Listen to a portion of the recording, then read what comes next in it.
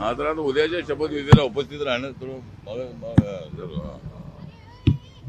उद्याच्या शपथविधीला उपस्थित राहण्यासाठी मी दिल्लीवरून मी आत्ताच आलेलो आहे आणि एअरपोर्टवरून डायरेक्ट देवेंद्रजीच्या भेटीसाठी आलो. त्यांना पुष्पगुच्छ देऊन त्यांना शुभेच्छा दिलेल्या आहेत रिपब्लिकन पक्षाच्या वतीनं. आणि आमचा पक्ष आपल्या पाठीशी पूर्णपणे उभा राहील आणि आपल्याला मुख्यमंत्री पदाची जबाबदारी मिळालेली आहे.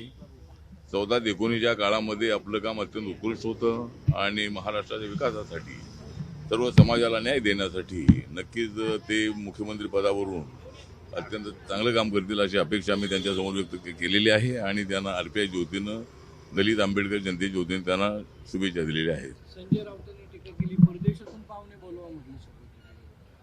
नाही, मला वाटतं की परदेशातून पाहुणे बोलू ना आम्ही. परदेशाशी आम्हाला चांगले संबंध ठेवायचे आहेत. भारत हा जगातला अत्यंत ऍक्टिव्ह असणारा ते देश आहे आणि जगाशी आपले संबंध चांगले जोडण्यासाठी जगातल्या लोकांना आपण बोलू आणि आपल्या नेत्यालाही बोलवलेलं आहे. संजय राऊत यांना एवढं सांगणं आहे की आपल्या नेत्यालाही बोलवलेलं आहे. आपल्या नेत्याने यावं आणि आपला नेता आला नाही तर परदेशाचे लोक येतील.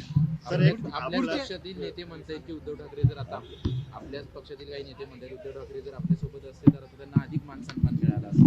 ते विरोधात गेले 2019 आणि अशा पद्धतीने आता हे झालं. नाही, मला वाटतं की माननीय उद्धव ठाकरे जर आमच्यासोबत असते तर शिवसेनेमध्ये फूट होऊ शकली नसती आणि जे धनुष्यबाण सिंबॉल आहे ते त्यांच्याकडे राहिलं असतं. त्यांचा सन्मान वाढला असता. जरी त्यावेळेला देवेंद्र मुख्यमंत्री झाले असते तरी महायुतीचे नेते म्हणून उद्धव ठाकरे यांना फार मोठा सन्मान राहिला असता.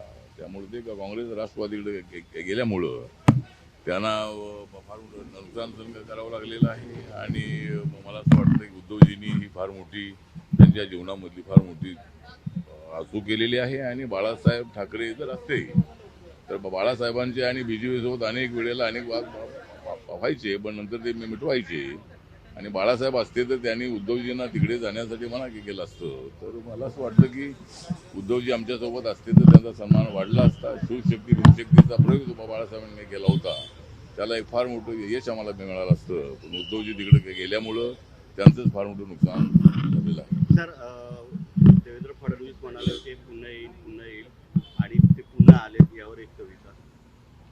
नाही, ते म्हणाले होते मी पुन्हा येईन. म्हणजे ते म्हणाले होते मी पुन्हा येईन आणि मुख्यमंत्री पदावरती मी जाईन असं ते म्हणाले होते. त्याप्रमाणे ते आता पुन्हा आलेले आहेत आणि आता ते 5 वर्षासाठी आलेलेच आहेत. पण पुढचे 29च्या नंतरही पुढची जी 5 वर्ष असतील ते सुद्धा ते त्यांना मिळतील. आणि ज्या पद्धतीनं मोदींचा नंबर जर तिसऱ्यांदा लागलेला आहे त्या पद्धतीनं देवेंद्रजी सुद्धा 2029 मध्ये सुद्धा मुख्यमंत्री होतील अशी मला पूर्णपणे अपेक्षा आहे. पण त्यांच्या मंत्रिमंडळामध्ये आरपीआयचा मंत्री मात्र असलाच पाहिजे. विधान परिषद जागा खाली होती, किती तुम्ही जागा मागणार? विधान परिषद जागा एकच मिळणार आम्हाला.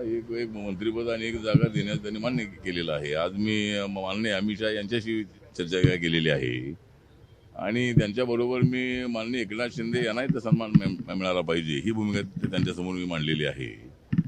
त्यांनी सांगितलं की एकनाथ शिंदे जे उपमुख्यमंत्री होतील त्यांना सन्मान दिला जाईल असं त्यांनी सांगितलेलं आहे. आणि मी जर सुचवलं की ते जर डेप्युटी सीएम होत नसतील तर त्यांना महायुतीचं जे अध्यक्षपद आहे किंवा जे कन्व्हेनर आहे ते पद त्यांना द्यावं आणि त्यांचा सन्मान राखला पाहिजे. एकनाथ शिंदेमुळं एवढी विक्ट्री आम्हाला मिळालेली आहे आणि त्यांचा आदर राखणं अत्यंत आवश्यक आहे. ही भूमिका त्यांच्यासमोर मांडलेली आहे आणि आरपीआयला एक मंत्रिपद मिळालं पाहिजे अशा पद्धतीची मागणी त्यांच्याकडे मी केलेली आहे. एकनाथ शिंदे नाराज असं वाटतं का तुला? मंत्री पदावरून काढून नाही, एकनाथ शिंदे काय अडून बसलेले नाही आहेत. एकनाथ शिंदे यांनी ते जाहीरच केलेलं आहे की मी मुख्यमंत्री पदावर माझा आता दावा नाही आणि माननीय नरेंद्र मोदीजी आणि अमित शहा जो निर्णय घेतील तो निर्णय मला मान्य आहे हे त्यांनी अनेक वेळेला सांगितलेलं आहे. नाराजी थोडी राहणं साहजिक आहे परंतु ते महायुतीसोबतच आहेत आणि महाराष्ट्राच्या विकासासाठी एकनाथ शिंदे यांची आम्हाला आवश्यकता आहे. त्यांच्या मार्गदर्शनाची त्यांच्या सहकार्याची आम्हाला पूर्णपणे अपेक्षा आहे आणि त्यांच्या सहकार्यानेच हे सरकार पुढे चालणार आहे. काँग्रेस ईव्हीएम वरती आरोप करते. ईव्हीएम मला वाटतं की ईव्हीएम आरोप करण्यापेक्षा लोकांवरती आरोप केले पाहिजेत. म्हणजे लोकांनी त्यांना लोकसभेच्या वेळेला बरोबर मतदान केलेलं होतं आणि या वेळेला महायुतीला प्रचंड अशा पद्धतीचं मतदान मिळालेलं आहे. म्हणजे लोकसभेला त्यांना जेवढं मतदान मिळालं त्यापेक्षा जास्त मतदान आम्हाला मिळालेलं आहे आणि त्याने लोकांना दोष द्यावा. लोकांनी आम्हाला का मतं दिली त्यांना विचारावं. मला असं वाटतं की ईव्हीएम मशीनला दोष देण्यामध्ये अर्थ नाही आहे आणि ईव्हीएम मशीन ही ते त्यांनीच आणलेली आहे. ही नरेंद्र मोदी यांनी ईव्हीएम मशीन आणलेली नाही आहे, त्यांच्या काळामध्येच ती मशीन आलेली आहे. त्यामुळे ईव्हीएम मशीनच्या विरोधामध्ये भूमिका घेणं अत्यंत योग्य नाही. लोकशाहीला धोका देण्याचं काम हे महाविकास आघाडीवाले करत आहेत, असं माझं त्यांच्यावरती आरोप आहे. एबीपी माझा, उघडा डोळे बघा नीट.